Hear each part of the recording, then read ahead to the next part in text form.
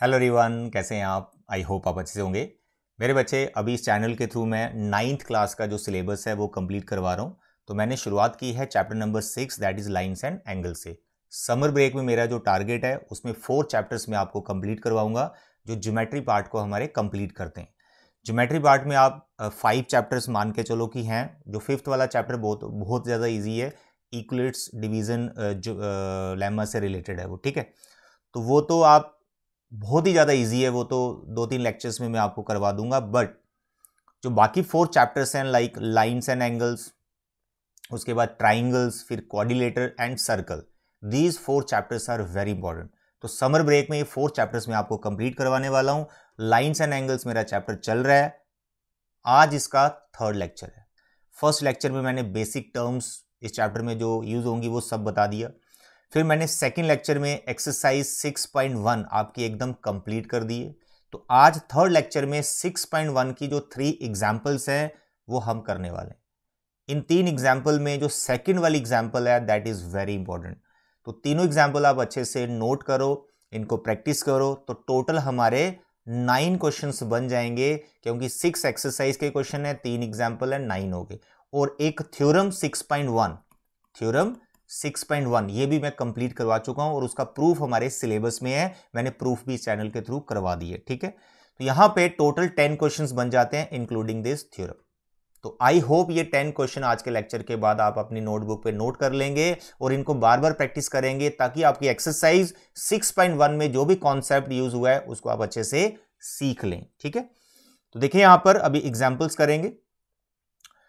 Lines and angle का बच्चे ये सिलेबस है, ऑलरेडी मैं आपसे डिस्कस कर चुका हूं कि कितना कंटेंट आपको सेशन 2023-24 के लिए प्रिपेयर करना है। जो आपको यहां 3 पॉइंट्स दिख रहे हैं, 3 कॉन्सेप्ट दिख रहे हैं, बस इन्हीं कॉन्सेप्ट पे बेस्ड आपको क्वेश्चंस करने हैं।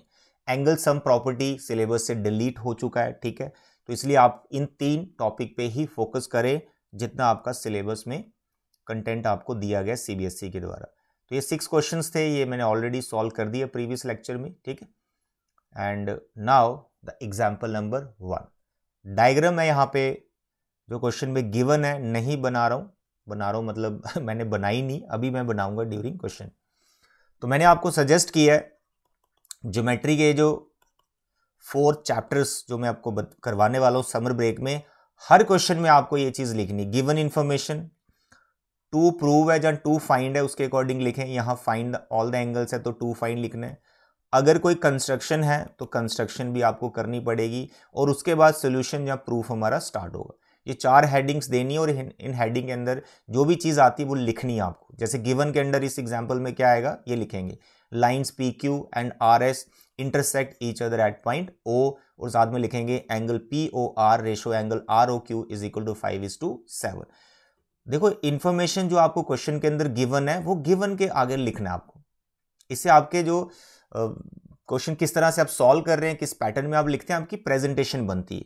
तो गिवन टू फाइंड कंस्ट्रक्शन थोड़ा ऐसे लिख के प्रेजेंटेशन भी आप कर दोगे तो सोल्यूशन लेट अस सपोज हमें नहीं आ रहा किसी वजह से एग्जाम में, तो भाई इसका भी आपको कुछ मार्क्स मिल जाएंगे। आई बात समझ में। डायग्राम आप बना लेना, ठीक है। तो इसकी डायग्राम गिवन है क्वेश्चन में, बट मैं आपको बना के दिखा रहा हूं कि हो सकता है क्वेश्चन में डायग्राम गिवन ही ना, आप तो खुद भी बनाना आपको आनी चाहिए। तो देखें यहां पर क्या बोल रहा है, P Q R S intersect each other at O. There are 2 lines P Q, उनको ओ पे इंटरसेक्ट करवा दीजिए।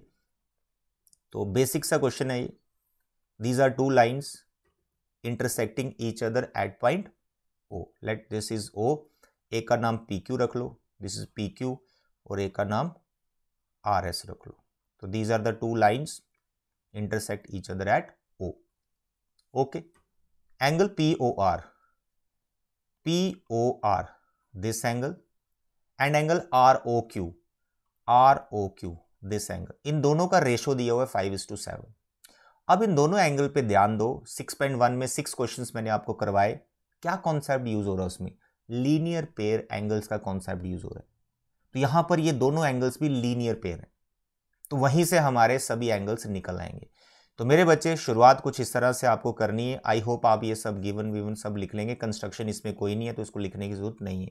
तो सॉल्यूशन की शुरुआत आपने ऐसे करनी है, हेयर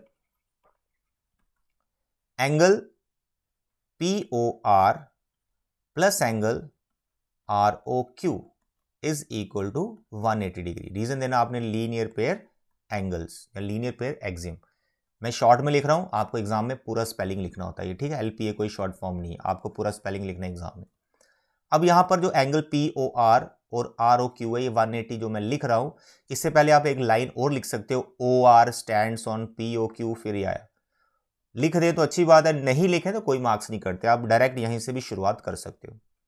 अब मैं POR को 5x लिखने वाला हूं और ROQ को मैं 7x लिखने वाला हूं। तो आप बोलेंगे सर ये कैसे लिख लिया? मेरे बच्चे देखो, इनका रेशो दिया है 5:7। बहुत सारे क्वेश्चन आपने बचपन में किए, 2 numbers are in the ratio 5:7, तो उन दोनों नंबर्स को आप क्या लेट करते थे, एक को 5x दूसरे को 7x। तो वैसे ही कुछ मैंने यहां पर लिख लिए। इसका आप रीजन दे दें कि 5x 7x आपने क्यों लिखा, या तो स्टार्टिंग में दे दो, तो जहां जैसे ही लिखा साइड में बॉक्स बना के रीजन दे सकते हो। क्या रीजन देना है?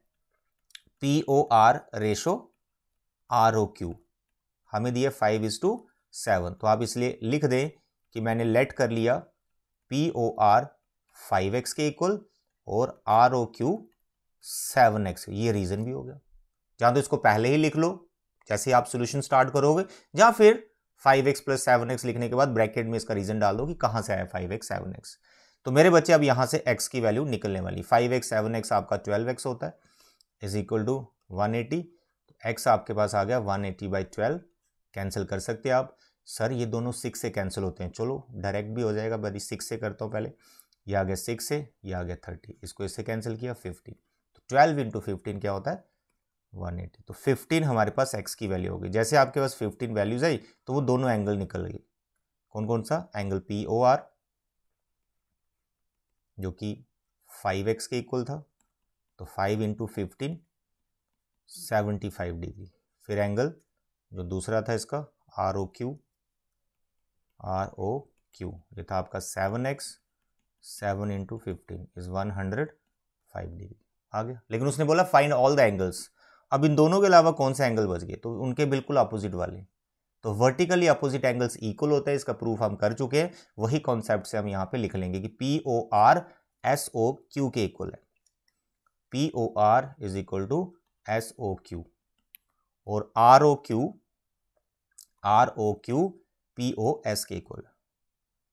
POS के दोनों का रीजन आपने देना है वर्टिकली अपोजिट एंगल्स। बस जैसे मैंने लिखा बस ऐसे एग्जाम में आपको लिखना है, दैट्स ऑल। ये थी एक छोटी सी एग्जांपल, बेसिक कॉन्सेप्ट इसमें लीनियर पेयर का भी और वर्टिकली अपोजिट एंगल्स का, दोनों का कॉन्सेप्ट इसमें आ रहा है। Now the example number 2। बच्चे एग्जांपल काफी इंपॉर्टेंट है, आपके जो NCERT में है इसको थोड़ा सा लेंथी किया हुआ। मैं बिल्कुल शॉर्ट में आपको ये एग्जांपल समझाता हूँ। तो यहाँ पर इंफॉर्मेशन के हिसाब से हम डायग्राम बना सकते हैं। रे OS stands on the line POQ। तो मेरे बच्चे ये मैंने एक लाइन बना दी POQ। रे OS स्टैंड्स ऑन POQ, तो POQ पे एक रे बना दो OS, जैसा उसने बोला। OR and OT angle bisector of POS। भाई देखो POS ये एंगल क्रिएट हुआ, इसका एक बाइसेक्टर है जिसका नाम इसने रखा OR। तो इसको हम बनाएंगे ऐसे, ठीक है। This is the bisector of angle POS।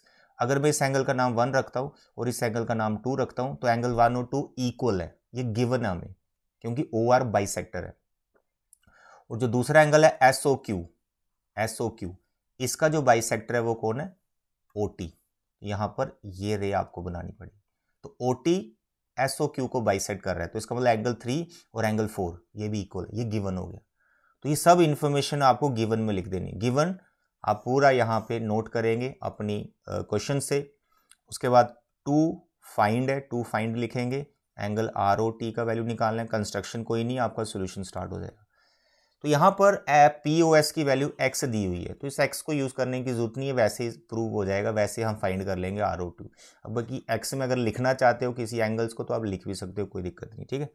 तो प्रूफ मैं यहाँ पे स्टार्ट करूंगा लीनियर पेयर एंगल से, जो कॉन्सेप्ट है उसी को पकड़ेंगे। देखो हेयर एंगल POS, ये पूरा angle POS plus angle QOS। तो OS आपकी POQ पे स्टैंड है रे, तो ये वाला एंगल लीनियर पेयर बना रहा है, तो इनका सम कितना होगा 180। रीजन देंगे आप linear pair angles.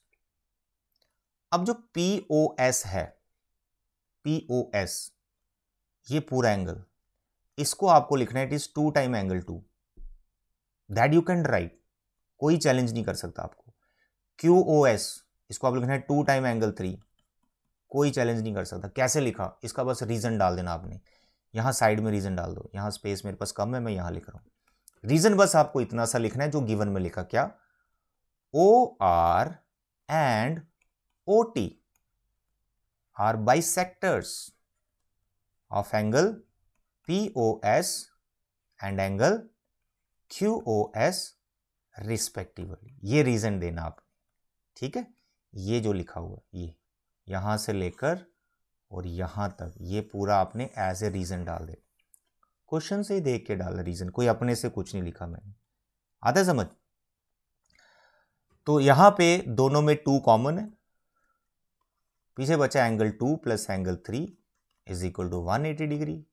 Angle 2 plus angle 3 is equal to 180/2, that is 90 degree. अब एंगल 2 और 3 पे फोकस करो, ये रहा एंगल 2, ये रहा एंगल 3, तो इसका कंप्लीट एंगल ये बन गया और इसका नाम क्या है, ROT। ये वही एंगल है जो आपको फाइंड करना था, एंगल ROT। देखो कितना इजीली कर दिया हमने, बुक में थोड़ा सा लेंथी किया हुआ है, ऐसा ही पैटर्न थोड़ा लेंथी है, बट आप इसी तरह से करें जैसे मैंने आपको सॉल्व करके बताया, ठीक है। Now the example number 3, it is also very easy question, कोई इसमें डिफिकल्टी नहीं है। गिवन यू कैन राइट, ये सब गिवन में लिख देना जो भी यहाँ पर है। टू प्रूव यहाँ लिखना होगा क्योंकि टू फाइंड यहाँ कुछ नहीं है, टू प्रूव है, ये सब 360 के इक्वल कंस्ट्रक्शन यहाँ पे करनी होगी ये क्वेश्चन में, और देन प्रूफ स्टार्ट होगा हमारा, ठीक है। अब इसका डायग्राम आपको गिवन ही होगा क्योंकि यहाँ पर रे जो 4 रेज बना रखी हैं वो किस तरह से बनी हुई हैं, तो आपको डायग्राम 99% इस क्वेश्चन का गिवन होगा, तो इसलिए मैं डायग्राम बना देता हूँ जैसे यहाँ पे लिखा हुआ। OQ इस तरफ है, ठीक है, और फिर आपका OP इस तरह से कुछ, उसके बाद OR कुछ इस तरह से बना रखी है, एंड देन OS कुछ इस तरह से, ठीक है। तो आपको प्रूव क्या करना है, POQ ये वाला एंगल, QOR ये वाला एंगल, और SOR ये वाला एंगल, और POS ये वाला angle is equal to 360 degree. इसको प्रूव करना है। वैसे तो दिख ही रहा है, ये कंप्लीट एंगल नहीं हो गया, 1 2 3 और 4, प्रूफ सामने दिख रहा है, ये 360 डिग्री ही है क्योंकि कंप्लीट एंगल इसका रीजन हो जाएगा। बट एक ही लाइन में लिखोगे तो हो सकता है टीचर आपको मार्क्स ना दे।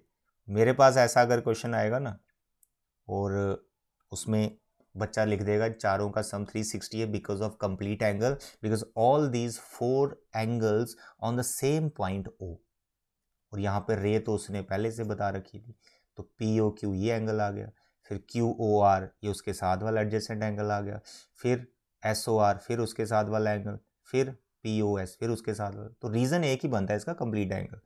एक लाइन का क्वेश्चन है बट रिस्क नहीं लेना, तो इसलिए यहाँ पर एक छोटी सी कंस्ट्रक्शन करनी है, इस OQ को आपने प्रोड्यूस करना है इस तरफ, जैसा वाला एग्जाम्पल किया हो वैसे करा रहा हूँ। मेरे पास अगर आंसर शीट आएगी ना और बच्चा लिखेगा कंप्लीट एंगल की वजह से ये 360 है, फुल मार्क्स दूंगा।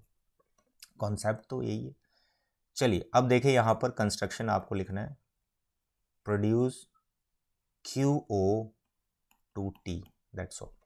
अब देखिए इसका प्रूफ वेरी सिंपल, मेरे बच्चे लीनियर पेयर का मैं कॉन्सेप्ट यूज करूंगा, लीनियर पेयर का। तो OP जो रे है ये TOQ पे बनी हुई है, TOQ अब एक लाइन हो गई, तो मैं लिख लेता हूं, रे OP stands on the line TOQ, ठीक है। तो लीनियर पेयर कैसे हो गई, angle POT plus angle POQ is equal to 180 degree, number 1। उसके बाद OS जहाँ OR, इसमें से कोई एक रे पकड़ लो, कोई भी एक, तो मैं OS ले रहा हूं, रे OS stands on the line again TOQ, ये भी लीनियर पेयर, तो इसमें एंगल बना TOS, एंगल बना TOS प्लस इसके एडजेसेंट वाला SOQ इज इक्वल टू 180। ये नंबर 2, दोनों का रीजन लीनियर पेयर ही लिखना, ठीक है, लीनियर पेयर एंगल्स, और ये नंबर 2 लीनियर पेयर एंगल्स। अब इन दोनों को ऐड कर दो, ऐड 1 and 2। तो जैसे अब ऐड करेंगे चारों एंगल का सम 360 आ जाएगा, लेकिन वो नहीं आएगा, जो प्रूव करना होगा थोड़ा मैनेज करना है। POT plus angle POQ plus angle TOS plus angle SOQ is equal to 180 180 360 हो गया राइट साइड में। अब यहाँ पर जो T वाले एंगल है ना, ये नहीं चाहिए आपको, क्योंकि प्रूफ में ये T खुद से लाया ना, प्रूफ में है ही नहीं है, जो 2 प्रूव करना है उसमें नहीं है T। तो इस T वाले एंगल को आपको गायब करना है। तो गायब कैसे करना है? POT और SOT इन दोनों को आप एक साथ लिखो, और इसका टोटल सम आपका POS है। यानी जिनको मैंने टिक किया है POT और SOT, डायग्राम में देखेंगे तो ये POS के इक्वल है। तो पहले इन दोनों को मैंने ऐड कर दिया, और इसका जो टोटल एंगल बना वो POS बना। पहले ये लिखा, और फिर देखते हैं क्या आ गया प्रूफ। नो, यहाँ पे 3 एंगल्स हैं, जो प्रूफ में वो 4 एंगल्स हैं। तो POS आ गया प्रूफ के अकॉर्डिंग, POS आ गया, और POQ वो भी आ गया। QOR और SOR नहीं है, यानी R वाला पार्ट नहीं आया। तो किसको ब्रेक करना पड़ेगा? SOQ को आपको ब्रेक करना पड़ेगा। यानी ये SOQ एंगल जो कंप्लीट मैंने लिया, इसको 2 पार्ट में लिखना है। एक लिख लो आप SOR और एक लिख लो QOR। तो POS को नहीं छेड़ना, POQ को नहीं छेड़ना, SOQ का काम कर दो। SOQ को लिखो SOR प्लस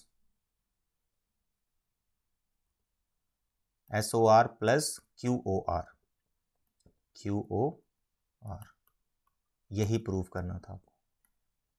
मुझे लगता नहीं कोई इतना ख़ास इंपॉर्टेंट क्वेश्चन है, बट क्योंकि इसमें कंस्ट्रक्शन कर रखी है, इसलिए टीचर ये क्वेश्चन डाल देता है एग्ज़ाम में कि कंस्ट्रक्शन बच्चे को आ रही कि नहीं आ रही। तो आप प्लीज़ इस क्वेश्चन को भी अच्छे से कर लेना, ठीक है। लास्ट में बस इस एंगल को मैंने 2 एंगल्स में ब्रेक किया है, बाकी सिमिलर है, हैंस प्रूव्ड। तो बच्चे ये थी आपकी NCERT एक्सरसाइज 6.1 की 3 एग्जाम्पल्स। अच्छे से कर लेना, टोटल 10 क्वेश्चन बन गए इंक्लूडिंग थ्योरम। तो आज के लेक्चर में इतना ही। नेक्स्ट लेक्चर में 6.2 का जो कॉन्सेप्ट है वो सीखेंगे, प्लस 6.2 एक्सरसाइज के कुछ क्वेश्चन हम निपटाएंगे। तब तक ख्याल रखिए अपना। Thank you, bye bye and take care.